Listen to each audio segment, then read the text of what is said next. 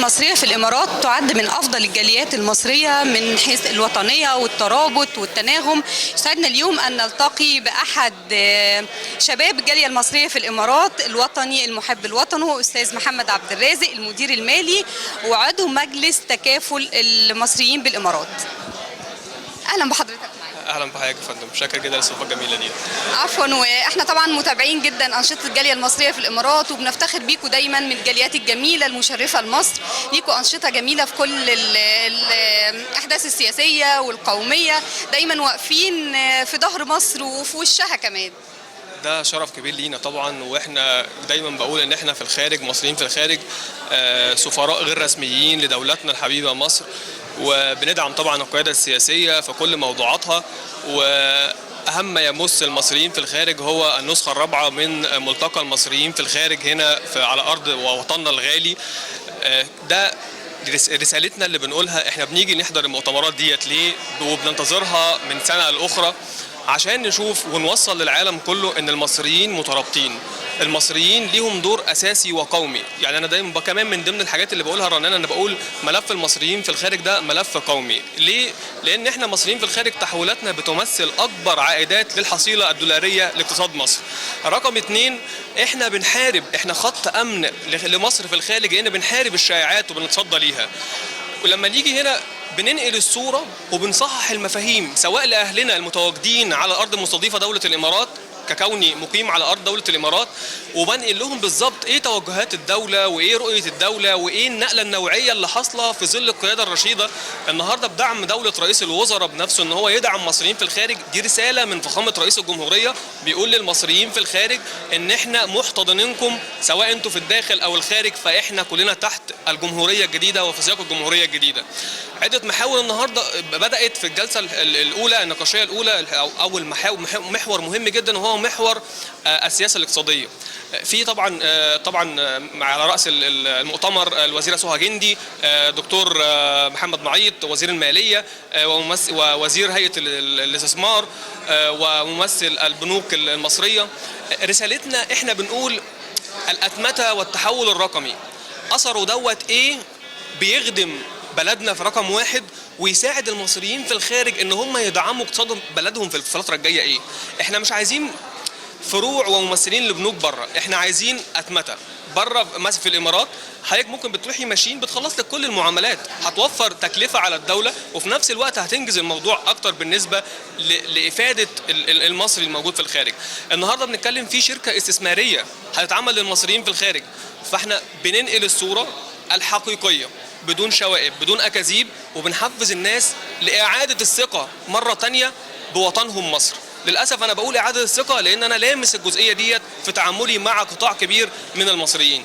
قطاع تاني، أنا دوري كمصري في الخارج وغيري في المصريين في الخارج إن أنا أحفز اقتصاد مصر، سواء انا استثمرت كاستثمار شخصي ليا والاولادي واسرتي فيما بعد، وكمان ان انا اجذب من خلال دايره علاقاتي ومن خلال تواجدي في المجتمع الاماراتي ان انا اساعد على اكبر قدر ممكن، اكتسب اكون اداه تسويقيه. اتفضلي. ده حقيقي دور هام جدا في المرحله الحاليه. مصر والدول العالم اجمع بتمر بازمه اقتصاديه كلنا لامسينها وكلنا حاسين بيها، فدوركم فعلا كمصريين في الخارج وكشباب المصريين في الخارج في دعم هذا الاقتصاد باوجه استثمار مختلفه هام جدا. طبعا احنا بناخد تحفيزنا ومؤشراتنا من فخامه الرئيس، دايما بيدعم الشباب، دايما بيدعم الشباب، فادانا الحافز الايجابيه ان احنا نشوف نخدم بلدنا ازاي. نخدم بلدنا من خلال اجتذاب الاستثمار، دايره علاقات كل حد في اي دوله من العالم. وانا كحد موجود في الامارات ومن حكم طبيعه عملي بتعامل مع مستثمرين كتير اماراتيين، اجي في الوقت الحالي احفزه ان هو يستثمر ازاي في مصر. فانا هنا باجي اشوف افضل المشاريع الاستثماريه وانقلها له عشان اساعده ان هو يستثمر، سواء انا استثمرت لنفسي او هو ليه. هنا الدوله عندها كمان حافز قوي جدا ان هي عندها اداه اعلاميه تسويقيه مجانا على مستوى كل دول العالم. النهارده حاضر 1000 شخص، 1000 مصري مقيم في الخارج، فبالتالي بيسلط الضوء يا جماعه ال1000 دول اكيد الورد اوف ماوث، التواصل عندهم مواقع على السوشيال ميديا، كل واحد فيهم لو اتكلم جمله واحده في حق مصر هتكون طبعا توصل بصدى كبير جدا. بنقول ان المصريين في الخارج كل فرد منهم عنده صفحه تواصل، عنده موقع، عنده تواجد على السوشيال ميديا بشكل عام، ودي اصبحت حاليا هي الاعلام رقم واحد قبل اي انواع اعلام اخرى يعني. كلام حضرتك سليم جدا. ايد حضرتك التوجه والتحول الرقمي خلى وسائل اعلاميه بسيطه لبعض المشاهير او بعض المؤثرين بتدي صدى كبير جدا للدوله. في ظل مبادره مثلا مبادرة للمصريين السيارة كل مغترب، مجرد ما شيرت الفيديو أكتر من 12 مليون واحد شافوا تفاعلوا مع الفيديو. ده يعني بدون إعلان وبدون أي حاجة، ولكن وبدون تواصل، لا ده بس حبا للدولة المصرية. في مصريين شباب كوادر وطنيين مخلصين بيدعموا مصر قلبا وقالبا، وبينتهزوا بيقولوا يا جماعة انتوا الدولة المصرية القيادة السياسية بنتوجه ليكم، استخدمونا كأداة إعلامية في الترويج للاقتصاد المصري في الأزمة الحالية. في مكتسبات كتير حصل عليها المصريين في الخارج في عهد سيادة الرئيس عبد الفتاح السيسي، شايف ايه اهم مكتسبة واهم حلم او اهم مطلب تم تحقيقه في هذا العهد؟ هو اتاحة الفرصة للشباب على مر العصور. يعني حسب عمري اللي شفته ما كناش شايفين مناصب او فرص او تواجد للشباب، سواء كانت محليات داخلية او خارجية. النهارده يعني بمحض الصدفه انا امبارح حضرت جلسه للحوار الوطني كانت بتتكلم في في صلب موضوع العماله النقابيه وتقنين وضع المهن العماليه هنا في مصر. ولكن يعني بعض الحزن شويه اثرني، لم اجد ممثلي المصريين في الخارج بيتحدثوا عن شأن مثل هذا الشأن، تأمينات اجتماعيه وخلافه. جيت هنا المؤتمر لقيت من اجنده المؤتمر ان معالي الوزيره جايبه وزيره التضامن معالي الوزيره نيفين القباج ان هي هتغطي المحور ده.